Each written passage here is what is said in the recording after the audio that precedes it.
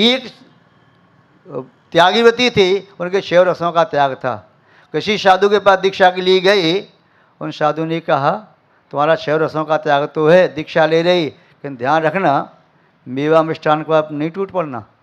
शावक दाल रोटी खिलाएगा, आपका पेट भर देगा 10, 20, 50 रुपये में, और मेवा मिष्ठान खाओगे तो 500 पेट नहीं भरेगा। इसलिए दीक्षा के पहले मेवा मिष्ठान का त्याग करो, तुम्हारा शैव रस का त्याग है, अच्छी बात है। चाहे भले छाछ रोटी खाओ या दाल रोटी खाओ, सब्जी रोटी खाओ, कहीं ऐसा नहीं हो कि आप ये त्याग करके आपका उपयोग दूसरी जगह चला जाए। तो त्याग ऐसा करो कि आपका उपयोग दूसरी जगह नहीं जाए, जो मेरे उसमें आनंद आ जाए। द्रव्यस्य शुद्धिमधिगम यथानुरूपम भावस्य शुद्धिमधिगम अधिगंतु काम। द्रव्य शुद्ध क्या है? द्रव्य की शुद्धि तो यथानुरूप होगी। अब कोई व्यक्ति कहे काय की शुद्धि, पेट में तो मल भरा पड़ा है, काय की शुद्धि, नाक का मल भरा पड़ा है, काय शुद्धि, कान में मल भरा पड़ा है, आंख में मल भरा पड़ा है, मुख में जुकाम हो गया मल भरा पड़ा है, काय की शुद्धि। तो भाई ऐसी शुद्धि मति में नहीं जाना है जो व्यवहार शुद्धि आचरणीय शास्त्रों में चरणानुग में लिखी है, उस प्रकार की शुद्धि से अपन चलेंगे तो अपनी संकलितता नहीं बनेगी। और कई बार हम कहते हैं कि भाई कुआं नहीं छाना जा सकता, समुद्र झील नदी नहीं छानी जा सकती। अपनी जैसे संतुष्टि हो रही है, अपने लोटे का पानी, गिलास का पानी, जग का पानी छान लो, बाल्टी का पानी छान लो, जैसे अपनी संतुष्टि हो रही है। ये गहरे कपड़े में छानना है गहरे में छान लो, दोहरी में छानना है दोहरी में छान लो, पतली में छानना पतली में, मोटी में तो मोटी में। आपकी आत्मा को संतुष्टि हो रही है, ठीक है। यदि आपकी आत्मा को संतुष्टि नहीं हो रही, संकलितता बन रही, तो चौलर कपड़े में छान लो तभी संकलितता बन रही, तब भी वह मन की अशुद्धि सर्वाधिक कर्म का आशय करती है। वचन और शरीर के माध्यम से पाप तो बहुत कम होते हैं, न के बराबर होते हैं। मन यदि पाप नहीं करे तो पाप बहुत कम होंगे। इसलिए असंगी जीव इतना पाप नहीं कर सकता कि वह नरक के इतने बड़ी दुखों को भोग सके। वह पहले नरक तक शरीर सर्प आदि आते हैं, पहले नरक तक, सप्तम तक क्यों नहीं जा सकते? उनके पास पाप करने की सामर्थ्य नहीं। और संगी पंचेंद्रिय स्वर्ग आदि जाता है, उतना पुण्य भी नहीं कर सकता। ये विकलत्र जीव हैं, ज़्यादा पाप भी नहीं कर सकते, उनके पास वचन और शरीर है। किंतु संगी पंचेंद्रिय बहुत बड़े पाप कर सकता है, वह पुण्य भी बहुत बड़ा कर सकता है। तो मन को संभालना है, सबसे बड़ी साधना तो मन की साधना होती है।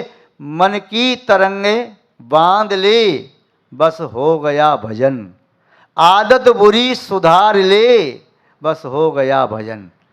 चाहे हमारे मन स्थिर होता है भगवान के अभिषेक से, पूजन से, स्वाध्याय से, सामायिक से, आहार देने से, या कोई भक्ति पाठ करने से, तत्चिंतन करने से, जिससे हमारा मन हमारे बस में रहता है, जिससे हमारे मन की विशुद्धि बढ़ती है, वही हमारे लिए तो सबसे बड़ी तपस्या है, पुण्य का कार्य है।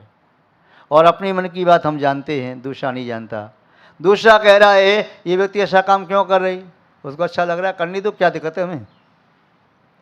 जो व्यक्ति कर रहा है, महाराज जी ये अभिषेक नहीं करते, स्वाध्याय करते, भाई करनी तो तुम्हें क्या अर्ज हो रहा है, उसका स्वाध्याय में लग रहा है। महाराज जी ये व्यक्ति पूजा नहीं करता, अभिषेक करके चलाता है, भैया करनी दो। महाराज जी ये क्या नाम है, स्वाध्याय नहीं करता, सुबह से आके चौके में लग जाता है, हारदान में लग जाता है, भैया इसका मन लग रहा है, लगने दो ना। जिस पुण्य की क्रिया में मन लग रहा है लगने दो, और तुम्हारा मन जिसमें लग रहा है उसमें अपना मन लगाओ। जैसे कई बार हम उदाहरण देते हैं, थाली में 10 वस्तु सामान रखा है खाने पीने का, जरूरी नहीं है कि तुमने पहले रसगुल्ला खाया, सामने वाला रसगुल्ला ही खाए, वो तो रायता पिएगा, उसकी इच्छा रायता पीने की। वो दूसरा व्यक्ति वह क्या नाम है, दाल पीना चाहता है, एक खिचड़ी पीना चाहता है, दलिया खाना चाहता है, एक रोटी सब्जी खाना चाहता है, पूड़ी और सब्जी खाना चाहता है, कोई हलवा खाना चाहता है। सबकी अलग अलग टेस्ट और रुचि हो सकती हैं। तो कौन क्या कर रहा है हम नहीं कह सकते, उसका मन। वह कल्याण करना चाहे तो पाषाण धातु के जिनबिंब को देख करके भी कल्याण कर सकता है, और नहीं करना चाहिए तो साक्षात अनंत भगवान तीर्थंकर को संभोषण में जा करके देख ले, वहाँ से लौट करके भी आ सकता है और अकल्याण कर सकता है। इसलिए प्रत्येक जीव का कल्याण उसके ऊपर स्वयं पर डिपेंड करता है, दूसरे पर डिपेंड नहीं करता। तो यहाँ पर जो जल शुद्धि की बात कही है कि देव ऋषिणाम प्रशौचाय, शौच आदि के लिए वह तालाब का, बापी का और झंडे का पानी ले सकते हैं। कोई व्यक्ति यहाँ शंका कर सकता है, नहीं कि आपने हम ही आपकी शंका कर देते हैं, उसका समाधान कर देते हैं, आप नहीं करेंगे तो फिर मुझे थोड़ा ये रहेगा शंका किसी ने की नहीं। आपने शंभो दर्शन के चौथी अंग में कहानी पड़ी किसकी? रेवती रानी की। और एक क्षुल्लक जो विद्याधर था, चंद्रशेखर नाम था, चंद्रप्रभ नाम था, चंद्रप्रभ, वह अपने गुरु से आज्ञा लेकर के आता है मथुरा नगरी में, दक्षिण मथुरा नगरी से उत्तर मथुरा नगरी में आता है। महाराज ने क्या कहा, त्रिगुप्ताचार्य मुनि महाराज ने, कि जो मुनि महाराज, दूसरे मुनि महाराज थे, सुब्रत नाम के मुनि महाराज को मेरी वंदना कहना, किंतु वहीं ये भविष्य नाम के मुनि महाराज थे, उनके लिए कुछ नहीं कहा। और रेवती रानी है राजा वरुण की रानी, उसे धर्मवृद्धि आशीर्वाद कहना। क्षुल्लक जी के मन में विकल्प आया कि केवल एक महिला के लिए आशीर्वाद दिया, मुनि महाराज महिला को आशीर्वाद दे रहे हैं, पुरुषों का नाम तक नहीं लिया किसी श्रावक का, महिला को आशीर्वाद दिया। और एक मुनि महाराज को आशीर्वाद, दूसरे प्रतिवंदना कही, वंदना कही, और दूसरे मुनि महाराज कुछ नहीं कहा। इतना भेदभाव। परीक्षा लेने के लिए गया, सुब्रत मुनिराज के पास गया, उन्होंने कहा आभा मंडल दे करके बहुत आनंद आया, चरणों में बार बार प्रणाम किया और कहा मेरे गुरु महाराज गुप्ताचार्य मुनिराज ने आपके लिए वंदना कही है। प्रतिवंदना उन्होंने की। फिर रेवती रानी के पास वह बाद में गया कि उसको आशीर्वाद में दूंगा, भविष्य के लिए कुछ क्यों नहीं कहा, चलो परीक्षा लेते हैं। और परीक्षा लेने के लिए गया तो वह मुनिराज अपनी बसतकाम से निकले, सूर्य का उदय हो गया, दिन चढ़ गया, अभी न तो स्वाध्याय न प्रतिगुण न सामायिक, और अंगड़ाई लेते हुए कमंडल लेकर के चली। वह क्षुल्लक था, विद्या के बल से क्या किया, उनकी प्रवृत्ति देखने के लिए क्या करती, तो कमंडल का पानी सुखा दिया। उन्हें शौच जाना था तो उन्होंने क्या किया, क्षुल्लक ने सामने ताला बना दिया। अब जो क्या करेंगे, तो उन भविष्य ने ताला में से पानी ले लिया और प्राशुर स्थान देख रहे थे, तो क्षुल्लक ने अपनी विद्या बल से जहाँ पर भी थी वहाँ पर हरित घास पैदा कर दी, घास ही घास। क्या करते हैं, तो घास से चली आई। यद्यपि बापी तालाब आदि का तपा हुआ पानी मुनि महाराज शौच के लिए ले सकते हैं, और यदि घास पर पैर पड़ जाए तो पाश्चात भी ले सकते हैं, किंतु क्षुल्लक पुनः महाराज के पास गया और महाराज से कहता है महाराज जी आपने तालाब का पानी ले लिया, अनछना पानी लिया। बोले क्या हो गया, अनछने पानी में क्या है, जीव होते हैं, किसने देखे जीव, कहाँ है जीव, कैसे जीव, घास में जीव होते हैं। अरे सब बात दंत कथा है, कुछ नहीं है, सब कहने की बातें, कोई जीव वगैरह नहीं होते। तो इस प्रकार के शब्दों को सुनकर के उन क्षुल्लक ने कहा जिसे अभी जीव पर ही विश्वास नहीं है कि स्थावर नाम के कोई जीव भी होते हैं, पृथ्वी का एक, जल का एक, अग्नि का एक, वायु का, मनुष्य का जीव होते हैं, ये उनके जीवों का अस्तित्व ही नहीं मान रहे, तो कैसे मुनि महाराज। तो उन्होंने उपहास में उनको भविष्य के स्थान में कहा ये तो वास्तव अभव्य शयन है, जिन्हें सम्यक ही नहीं है, मुनि मुद्रा को धारण करके भी जिनके मन में जीव दया नहीं और स्थावर में जीव नहीं मान रहे, तो अभवशन कह के चला गया। अन्यथा आप ये नहीं सोचना कि यहाँ महाराज ने लिखी बात ही लिख दी कि दिव्य श्रीराम पर शौचालय, वह शौच के लिए बापी का तपा हुआ पानी ले सकते हैं, झंडे का पानी, और पहाड़ से पत्थर तोड़ के पानी निकल रहा है उसे ले सकते हैं, किंतु वह ये भी जानते हैं ये पानी के ऋषि के लिए प्राशक है, कुंड खाली कर लेंगे, और पानी में जल का जीव में जल के जीवों का अस्तित्व भी मानते हैं, पृथ्वी में कई जीवों का अस्तित्व है, वर्ष का जीवों का अस्तित्व है, वायु का अस्तित्व है। अस्तित्व को जो मानता है वह तो संभव दृष्टि है, जो अस्तित्व ही नकार दे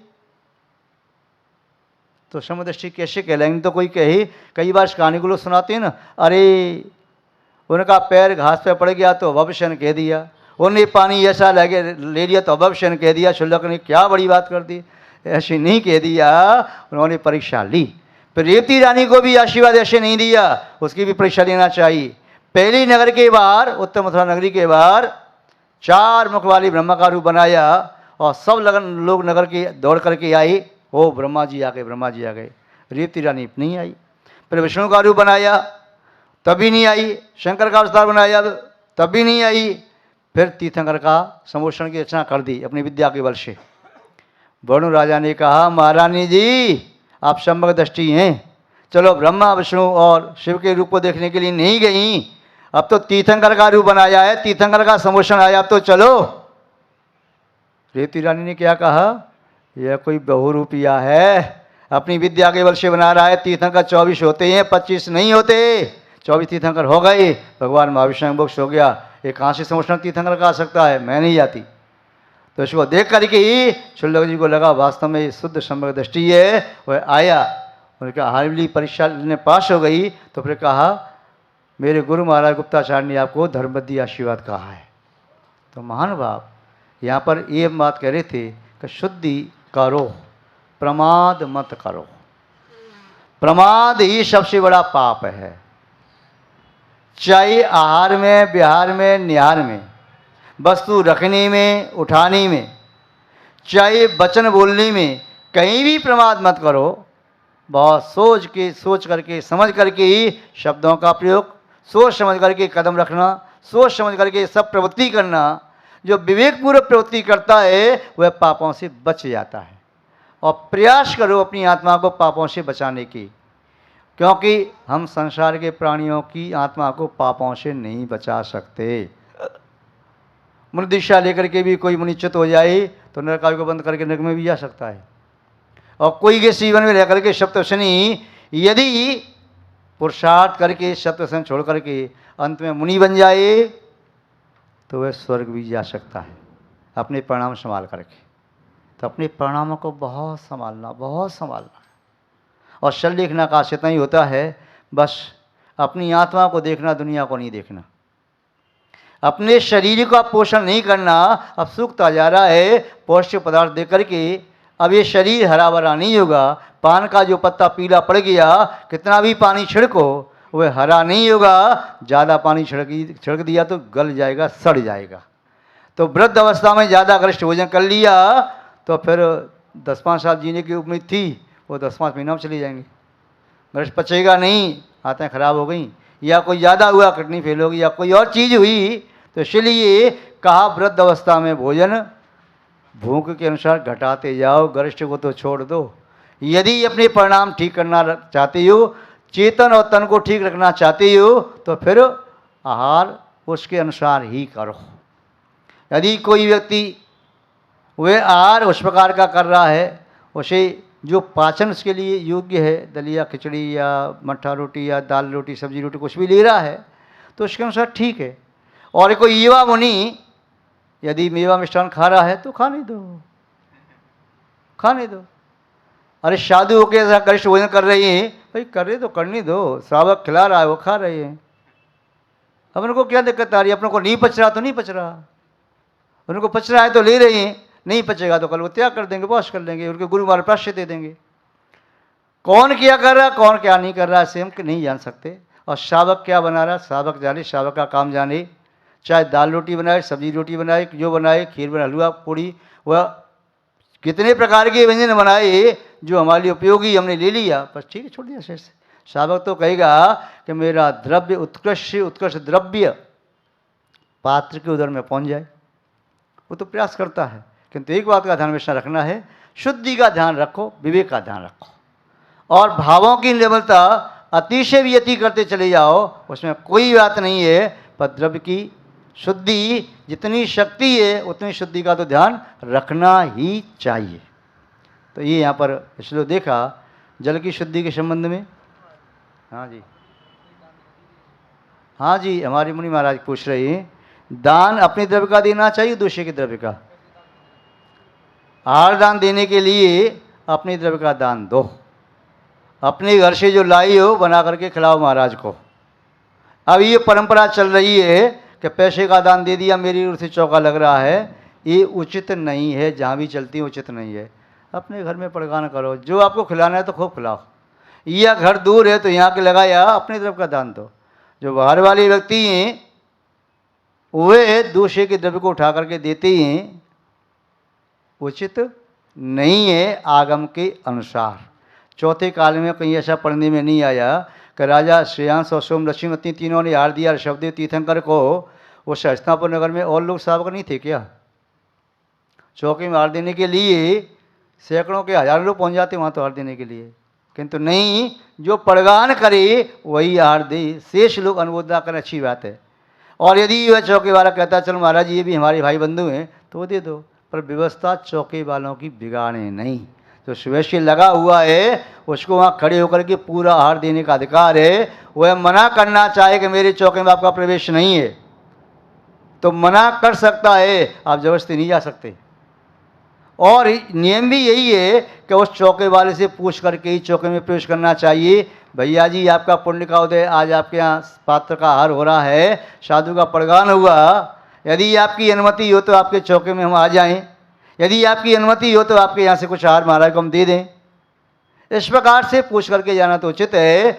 अन्य प्रकार के चौके वालों के पीछे बेचारे को अलग कर दिया और अन्य लोग खड़े हो गए आगे आकर के, तो फिर चौके वाले का दिल दुख सकता है। ये भी एक दूषित परंपरा चल रही है कि महाराज जी कह रहे हैं चौका लगाने वाले शावक तो चौका लगा ही नहीं रहे।